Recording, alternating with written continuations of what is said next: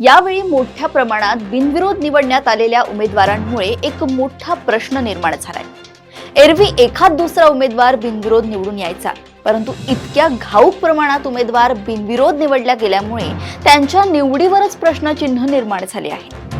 विरोधी पक्षांनी हा प्रश्न उच्च न्यायालयात नेला आहे, परंतु त्यातून फार काही साध्य होईल असे वाटत नाही।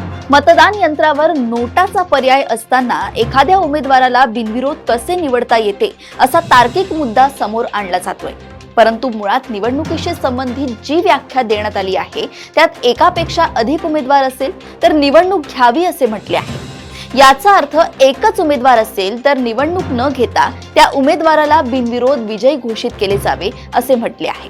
ही व्याख्या आधी निश्चित करण्यात आली होती। मतदान यंत्रांवरील नोटाचा पर्याय नंतरच्या काळात उपलब्ध करून देण्यात आलाय।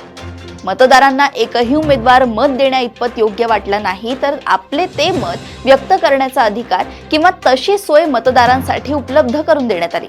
त्या मतांची केवळ नोंद घेतली जाते। प्रत्यक्षात त्या मतांमुळे निवडणुकीत कोणताही फरक पडत नाही। नोटाला अधिक मते मिळाली असतील तर दुसऱ्या क्रमांकावरच्या उमेदवाराला विजयी घोषित केले जाते। शिवाय नोटाला स्वतंत्र उमेदवार मानले जावे अशी कोणतीही तरतूद निवडणूक विषयक कायद्यात नाही। एकूणच निवडणूक विषयक कायद्यात किंवा व्याख्येत अधिक स्पष्टता आणि नेमकेपणा येणे गरजेचे आहे। व्याख्येचा अडसर दूर व्हायला हवा, ती अधिक सुस्पष्ट आणि अधिक नेमकी असायला हवी। त्यामुळे सध्याच्या परिस्थितीत बिनविरोधाला बेकायदेशीर आव्हान मिळणे कठीणच दिसते। अशाच घडामोडी व अपडेट सोबत पुन्हा भेटूया देशोन्नती संपादकीयमध्ये। बघत रहा देशोन्नती। नमस्कार।